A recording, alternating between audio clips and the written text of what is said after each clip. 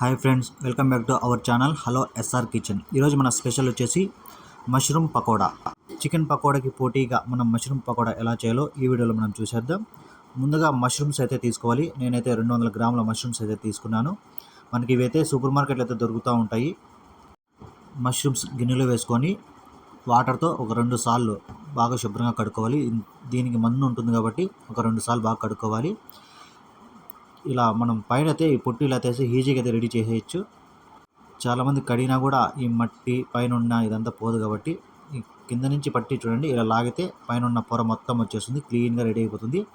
ఇలా తీసిన తర్వాత మళ్ళీ ఒకసారి శుభ్రంగా కడుక్కొని మనకి ఈ ముక్కలు అనేది ఏ సైజులో కావాలో ఆ సైజులో తీసుకుందాం. ఎక్కువ పెద్దగా వద్దు, ఎక్కువ చిన్నగా వద్దు, మీడియం సైజులో తీసుకుందాం. పెద్దగా ఉంటే ఒక మూడు ముక్కలు చేసుకోండి. ఇంకా చిన్నగా ఉంటే 2 ముక్కలు అయితే చేసుకోండి.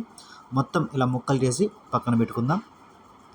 ఒక ప్లేట్ తీసుకొని అందులో 1 స్పూను అల్లం వెల్లుల్లి పేస్టు, అలాగే కొద్దిగా సాల్టు, ఒక అర్ధ స్పూను పసుపు, 1 స్పూను కారం వేసుకోవాలి, 1 స్పూను గరం మసాలా. ఇవంతా మొత్తం బాగా కలుపుకోవాలి. తర్వాత ఇందులోకి మష్రూమ్స్ వేసి ఈ మసాలా పట్టేలాగా కలుపుకోవాలి. చూడండి, మొత్తం ఇలా కలుపుకోవాలి. ఇలా కలుపుకున్న తర్వాత ఇవన్నీ ఒక గిన్నెలోకి వేసుకోవాలి. 2 స్పూన్లు కార్న్ఫ్లోర్, 2 స్పూన్లు శనగపిండి, 1 స్పూను బియ్యం పిండి వేసుకొని కలుపుకోవాలి. ఈ పొడి మొత్తం మష్రూమ్స్ బాగా పట్టేలాగా కలుపుకుందాం. మనకి కొద్దిగా వాటర్ కావాలనుకుంటే కొద్దిగా మాత్రమే అలా చల్లుకోండి, లేదంటే ఇందులో ఉన్న వాటర్ సరిపోతుంది. వాటర్ ఏం అవసరం లేదు, ఈ మష్రూమ్స్ ఉన్న వాటర్ అయితే ఉంటుంది కాబట్టి అది కలిపేటప్పుడే మనకి సరిపోతుంది.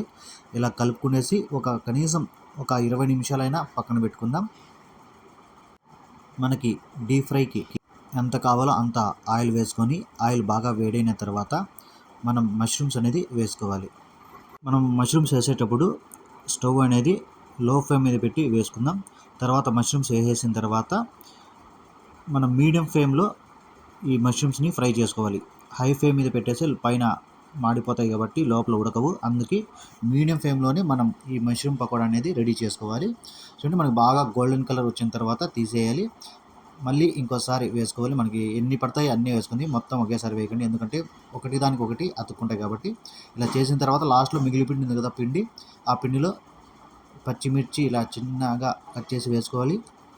అలాగే ఒక 2-3 రెమ్మల కరివేపాకు, మీ దగ్గర జీడిపప్పు ఉంటే జీడిపప్పు కూడా వేసుకొని ఈ పిండిలో మనం ఈ ఆయిల్లో అనేది ఫ్రై చేసుకునేస్తే బాగా టేస్ట్గా ఉంటుంది. ఇదంతా ఫ్రై చేసుకునేసి ఒక 30 సెకండ్లు ఫ్రై చేస్తే సరిపోతుంది మన కరివేపాకు పచ్చిమిర్చి అనేది. ఇలా ఫ్రై అయిన తర్వాత మనం మష్రూమ్ పకోడా మీద వేసుకునేసి ఆ పకోడా, ఆ మిరపకాయ, ఆ కరివేపాకు నంచుకొని తినంటే అదిరిపోతుంది.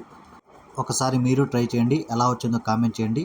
ఈ రెసిపీ కానీ మీకు నచ్చితే ఒక లైక్ చేసి అలాగే షేర్ చేసి నా ఛానల్ని సబ్స్క్రైబ్ చేసుకోండి. Thank you.